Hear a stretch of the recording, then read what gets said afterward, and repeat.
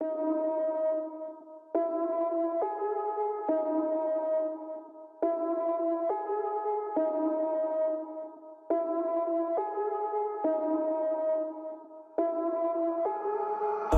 put the team on my back. I do it all for the family.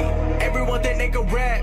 Nobody ever gon' challenge me. Starting my week on a Sunday. They think they can make it in one day. I just been ready to take off. Waiting my turn on the runway. Never be turning around. Never be turning around. Ayy. Never be slowing it down. Never be slowing it down. Ayy. I keep my foot on the gas. I keep my foot on the gas. Ayy. I know I'm never gon' crash. I know I'm never gon' crash. Ayy.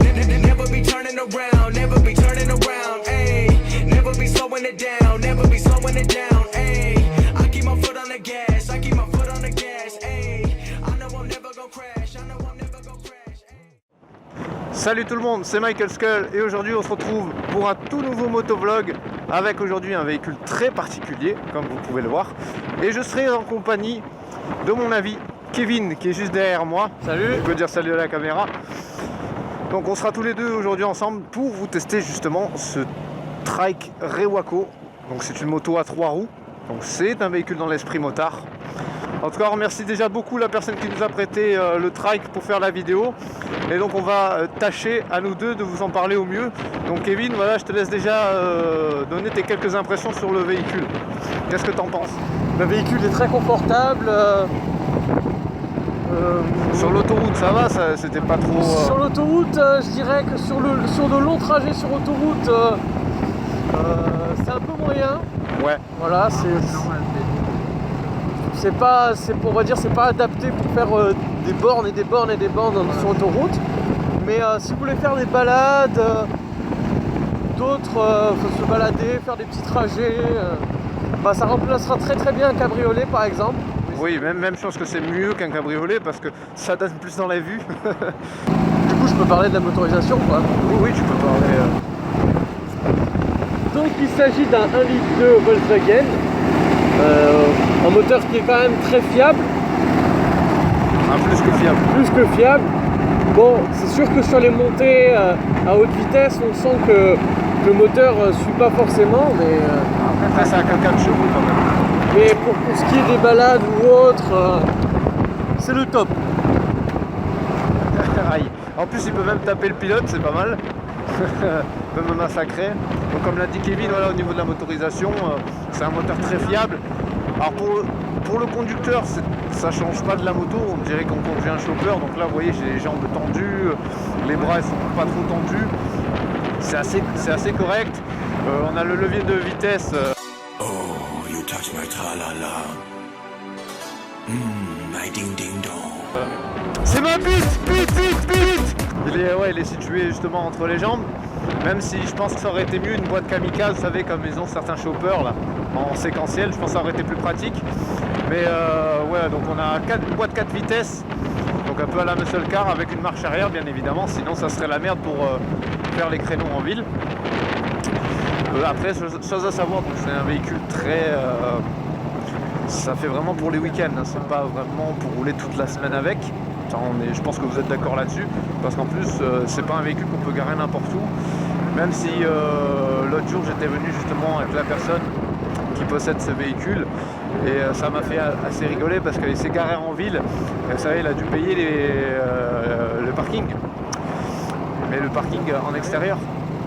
Et du coup j'arrive et je mets où le ticket? Et il le pose sur la selle au calme. Et je dis t'as pas peur qu'on te vole le ticket? Il dit non, les gens ils regardent mais ils voleront pas le ticket. Donc ouais, c'est assez marrant quand même. Après on aime ou on n'aime pas, mais c'est un véhicule qui est quand même tape à l'œil. C'est-à-dire que sur l'autoroute, sur les petites routes, les gens se retournent, regardent, nous font des signes, parfois on s'est fait filmer même. C'est marrant, ça fait un peu d'animation. C'est fun et c'est fun et en plus tu peux même faire des lèvres avec ça. Ah c'est vrai. Ça c'est vrai. J'en ferai peut-être un d'ici la fin de la vidéo pour vous faire plaisir. Parce que là je peux pas vraiment. Sur une route à 70 c'est un peu compliqué. Mais d'ici la fin de vidéo je vous promets je vous fais un lèvre. Et laissez des pouces bleus. Ouais donc voilà, après c'est vrai qu'il y a des gens qui vont se dire ouais c'est l'inconvénient des deux.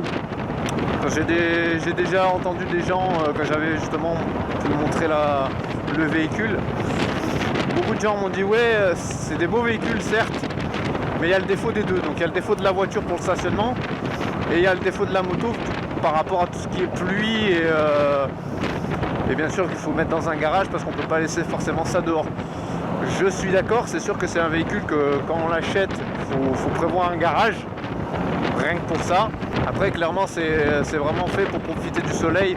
On a zéro barrière, hein. Comme vous pouvez le voir, regardez à droite, à gauche, il n'y a pas les pare-brises, il n'y a pas le toit de panoramique, on s'en bat les couilles, il n'y a pas besoin. C'est vraiment fait pour profiter du soleil. De l'air frais aussi. La clim, il doit faire quoi là Kevin dehors dans les 36, 37, quasiment 40 peut-être. Presque 40 degrés, ouais. Ouais, là on a la climatisation naturelle. Donc après bon vous voyez on a quand même la veste, mais ça c'est plus pour pas se prendre dans les petits gravillons là, de la route quand il y a des voitures devant nous. Et justement c'est ce qui fait que ce véhicule est assez sympa. Franchement pour le prix d'un cabriolet, 2 places, bon maintenant il y en a des 4 places. Par rapport à la taille que ça prend, franchement moi je préfère de loin ça, tu vois. Je préfère de loin ça. Après bon faut aimer, voilà, c'est vraiment comme il disait Kevin, il faut aimer. C'est sûr que là côté performance c'est pas un truc où tu peux envoyer sévère, c'est vraiment fait tranquille quoi. On peut dire un peu que c'est le chopper de la voiture. Voilà, c'est le chopper de la voiture, même si un chopper ça bastonne aussi quand même. C'est pas fait pour aller vite mais ça bastonne.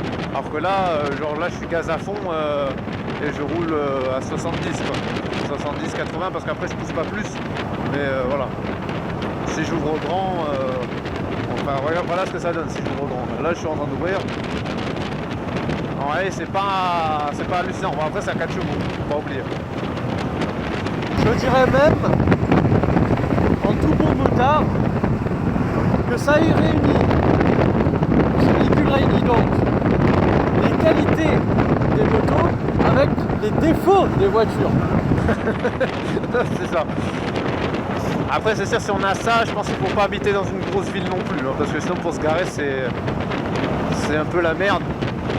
Mais si on habite comme dans des endroits comme ici, vous voyez, où c'est pas trop la ville, c'est pas trop le dawa, franchement c'est le pied.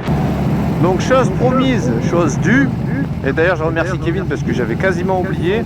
On va tenter de faire un le. Vous êtes prêts? C'est parti. Non. Non. Je vais mettre. Il est un peu. Ah, faut peut-être que je mette la deuxième alors.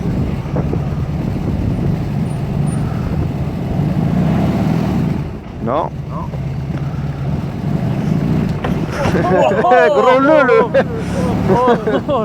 Il était puissant celui-là. Celui-là était magnifique. Voilà. Laissez des pouces bleus. Et ne dites rien au propriétaire.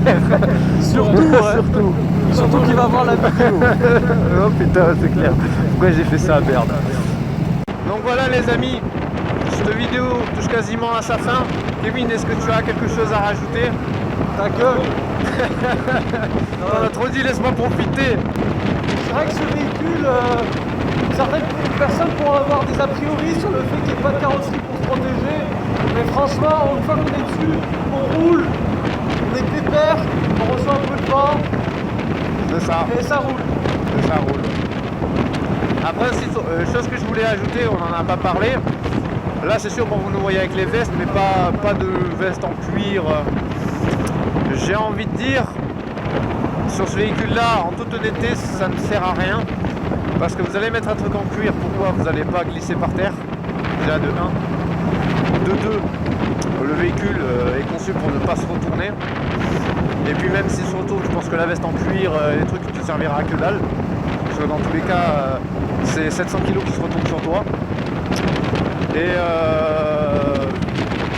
vu la chaleur qu'il fait, t'as intérêt à avoir un pantalon en cuir bien troué parce que je peux te garantir que là avec les 40 degrés, si t'as le pantalon en cuir, je pense que tes jambes elles perdront moins de 10 kg facile. Peu qu'on se prenne une voiture, bah c'est pas l'équipement là cette fois-ci qui nous sauvera je pense. Ouais aussi. Allez, dernière accélération. Et aussi, comme vous voyez, je passe les vitesses avec la main gauche. Je passe les vitesses avec la main gauche parce que l'accélérateur est à droite, donc c'est une poignée de gaz de moto classique. Et donc du coup, c'est un peu à l'anglaise, quoi. C'est bien, ça habitue comme ça. Demain, si je vais en Angleterre, je sais conduire les voitures.